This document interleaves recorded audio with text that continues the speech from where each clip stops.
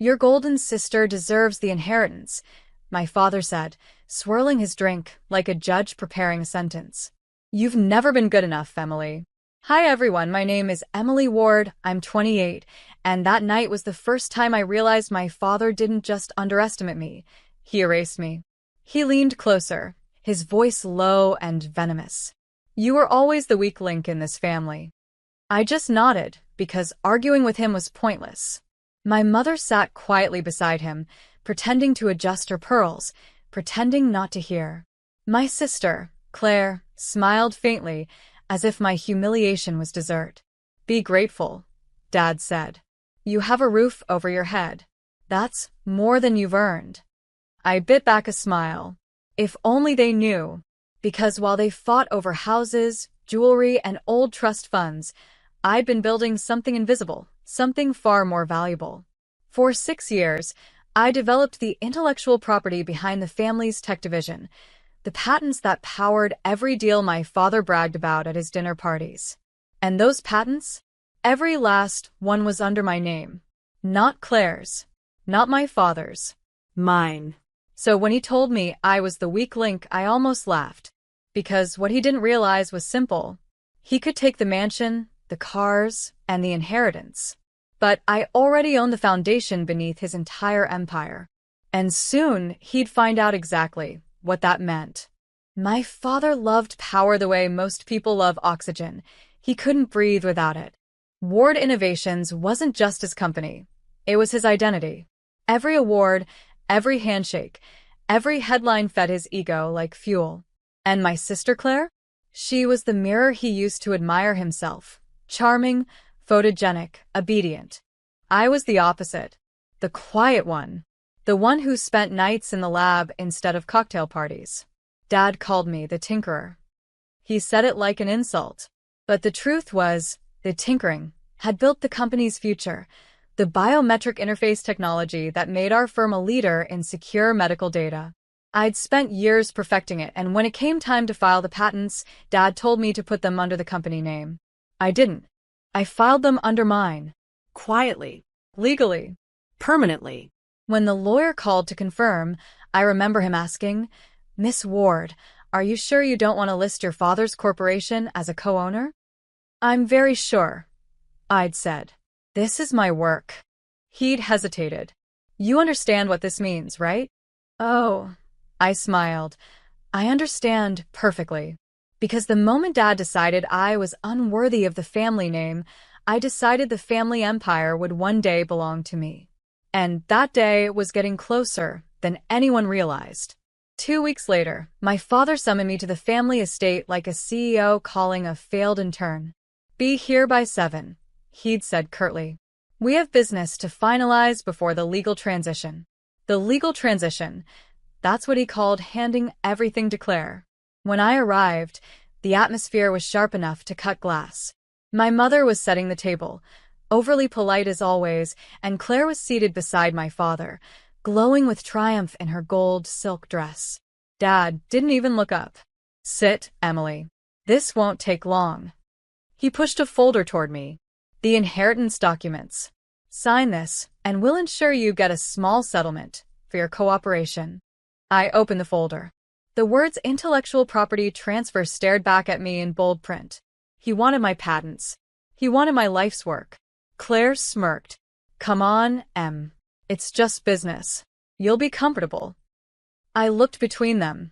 My father's arrogance, my mother's silence, my sister's entitlement. Then I closed the folder slowly. No, I said quietly. Dad's expression darkened. Excuse me? I said no. And before he threatened to cut me off, you might want to check who legally owns the very tech you're trying to sell.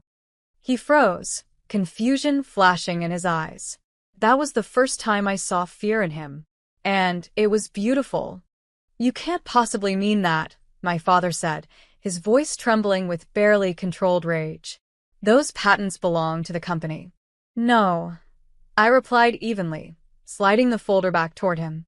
They belong to the person who created them, and that's me. Claire scoffed. You worked for Dad's company. Anything you did was under his direction. I smiled. That's where you're wrong. I never signed the intellectual property clause. You remember, Dad? You told me to handle the paperwork myself because you were too busy golfing with investors. My father blinked. The realization dawned on him that his arrogance had built my escape route. You don't understand how business works, he said coldly. You're a child playing with fire. Then maybe it's time you got burned.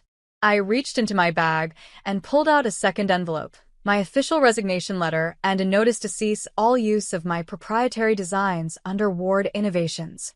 Claire's mouth fell open. You wouldn't dare. Oh, I would. My father lunged for the documents, but I held them just out of reach. You once told me I'd never be good enough. But now your empire runs on technology, one own.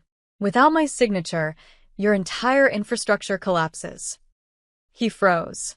And for the first time in my life, my father, the man who'd built empires, had nothing left to say. The silence that followed was thick enough to choke on. My father's jaw tightened, his pride wrestling with panic. You're bluffing, he said finally. Our legal team would've caught it. I interrupted softly. They didn't. I used an external counsel. The patents were registered through an independent entity, not Ward Innovations. You can check the U.S. intellectual property database if you'd like. It's all public record. Claire's smugness faltered. My mother set down her wine glass, her hand trembling slightly. You'd ruin your own family, she whispered. I'm not ruining anything, I said. I'm reclaiming what's mine. Dad's face turned red. Do you have any idea what this means for the company? Oh, I do. It means every investor, every partner, every contract tied to my tech, they now answer to me. I took out my phone and tapped the screen. In fact, they already know. A notification blinked across his tablet. He snatched it up, eyes widening as he read the press release. Founder's daughter, Emily Ward, announces withdrawal of patented tech from Ward Innovations. Emily, you've destroyed everything, he shouted. No, I said, standing. You destroyed everything when you decided power mattered more than people. As I walked toward the door, Claire's voice cracked behind me. So, what happens now? I turned back, calm and cold. Now, I said, the weak link becomes the chain. By morning, chaos had erupted. My phone buzzed nonstop. Reporters, shareholders, even lawyers from my father's company. Ward Innovation stock had dropped 12% overnight. I sat by the window of my apartment, sipping coffee, watching the sunrise with quiet satisfaction. Dad had called 8 times. Claire, 5. Mom once, to say I'd gone too far. I didn't answer any of them. Instead, I called my attorney, Miles. Everything's filed and protected? I asked. Every last patent, he said. They can't use a single piece of your tech without your written consent. Good, I murmured. Now, let's talk about licensing. Miles hesitated. You're still going to work with them? Not exactly. I'll offer them the same deal they offered me, a small settlement for limited access. He laughed softly. Poetic. By noon, the company's legal team reached out for an urgent meeting.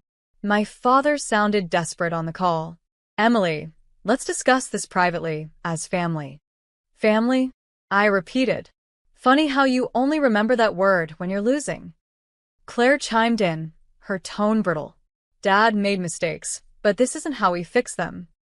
I'm not fixing anything, I said. I'm teaching you what happens when you underestimate someone who built the foundation you stand on. That night, I sent them an email. Subject line. Licensing terms, weak link clause. It was time to make them pay, legally, quietly, completely.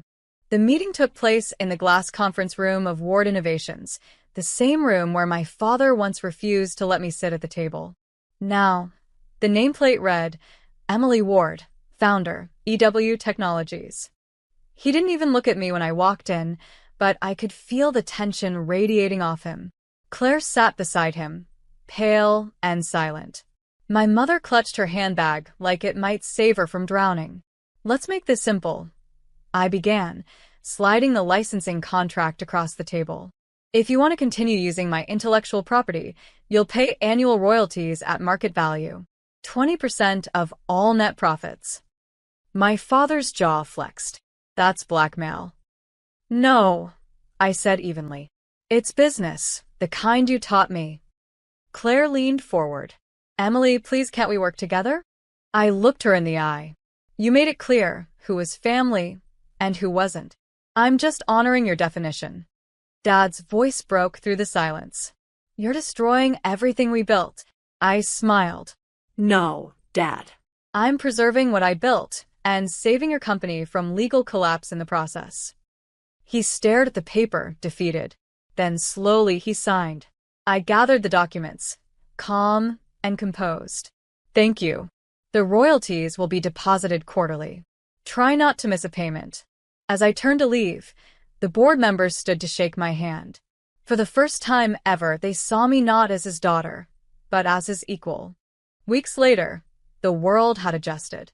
Ward Innovations operated under my licensing terms. Every product, every press release, every investor briefing carried a small but powerful credit line. Technology licensed under EW Technologies. My father couldn't escape my name if he tried. Claire kept her distance now. When we crossed paths at charity galas, she smiled too brightly, spoke too softly, terrified of saying the wrong thing. My mother still called sometimes, her tone sugar-coated, asking when I'd come home for dinner. Home. That word had never sounded emptier. I had my own office, now overlooking the same skyline my father once dominated. The press called me the silent architect of the Ward legacy, the genius who turned her family's rejection into a multi-million-dollar empire. But to me, it was never about fame or money. It was about balance. I visited the old family estate one evening. The gates opened automatically. My system still ran the security. Inside, I found my father standing on the porch, older somehow, smaller. You won, he said quietly. No, I replied, staring at him through the fading light. I just stopped losing. He nodded once, eyes dropping to the ground. No apology, but no denial either. As I walked away, the air felt lighter. They had stripped me of recognition, inheritance, and love. But in the end, I took everything they valued most. Not through rage, not through chaos, through calm precision.